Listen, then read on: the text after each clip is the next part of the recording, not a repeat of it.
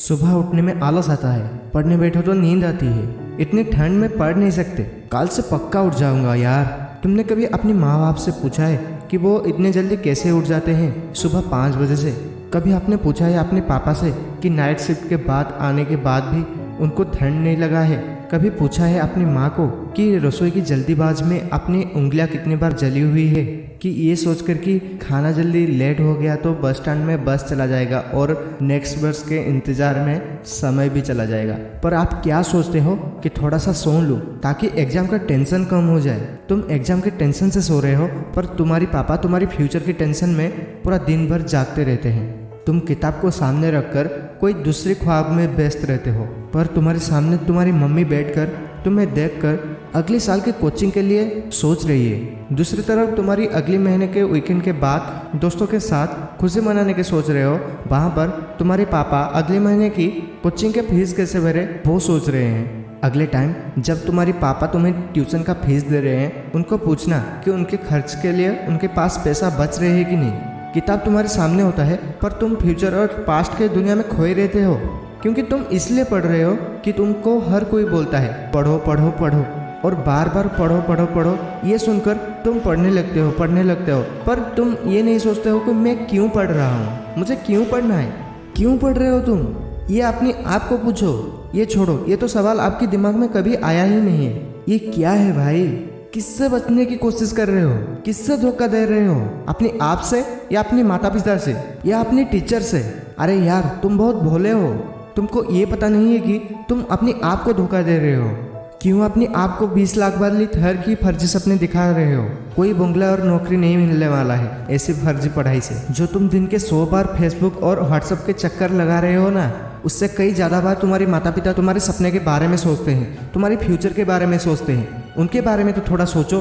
तुम्हें ये नहीं पता है कि एक बच्चे का सपना पूरा करने में माता पिता को कितना बड़ा बड़ा सैक्रिफाइस करना पड़ता है। तुम्हें पढ़ाई में मन इसलिए नहीं लग रहा है कि तुम पास होने के लिए पढ़ रहे हो या तो कहीं सिलेक्ट होने के लिए पढ़ रहे हो। भाई, तुम्हारे पास 2 मिनट के लिए टाइम भी नहीं है कि खुद को पूछने की कि तुम्हें पढ़ाई किस लिए ज़रूरी है। तुम्हें लोग क्यों बोल रहे हैं पढ़ो पढ़ो पढ़ो?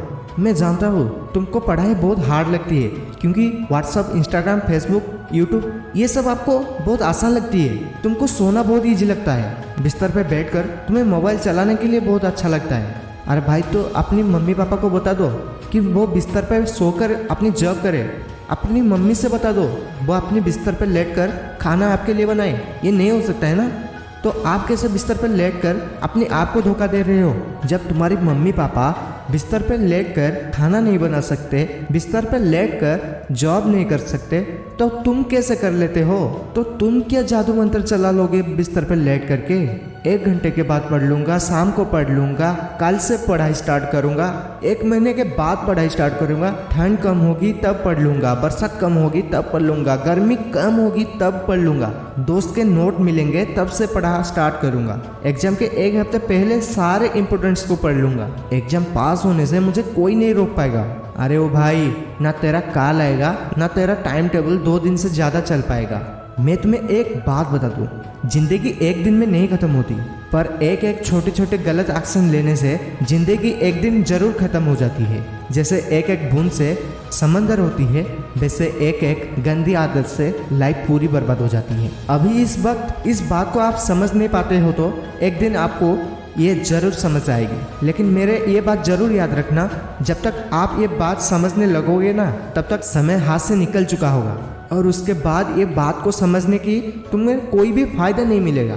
यदि तुम्हें ये लगता है कि व्हाट्सएप, फेसबुक, इंस्टाग्राम में अच्छे डीपी लगाने से आपको लोग पसंद करेंगे, तो ये आपका भ्रम है, क्योंकि बाजार में बेचा जा रहे कागज का फूल ओनली सजावट के काम आते हैं, बल्कि भगवान के पास दिया जाते हैं फूल पूरा ताजा और फ्रेश होते हैं, और वो सब असली ही होते हैं। इसलिए दिखावा की जिंदगी से दूर रहो, असली चीज पर अपना फोकस दो, असली चीजों से भागो मत, बल्कि उसके सामना करो। ऐसे दोस्तों से दोस्ती करो जो कि आपका दिमाग भटकाए नहीं, जो कि तुम्हारे साथ पढ़ाई की ही बात करे। देखो, आग से खाना भी पका सकते हैं और आग से अपने आप को जाल कर खत्म भी कर सकते हैं। इसलिए मोबाइल ऐसी चीज़ है जो आपको बर्बाद भी कर सकती है और ख़राब भी कर सकती है। इसीलिए उसका इस्तेमाल अच्छे से कीजिए, ना कि बुरे से। हमेशा कुछ नया सीखो, इसमें तुम्हारी इंटरेस्ट सीखने में ही बढ़ेगा, नए नए चीज़ें जानने में बढ़ेगा। एक बड़ा चीज़, ज़िंदगी में कुछ लक्ष्य रखिए, आपको पढ़ाई में इच्छा लगेगा। आप चाहो तो आपकी मोबाइल में गेम खेलने के बजाय आप अच्छे अच्छे कोर्सेज कर सकते हो, अच्छे अच्छे जॉब ओरिएंटेड स्किल सीख सकते हो।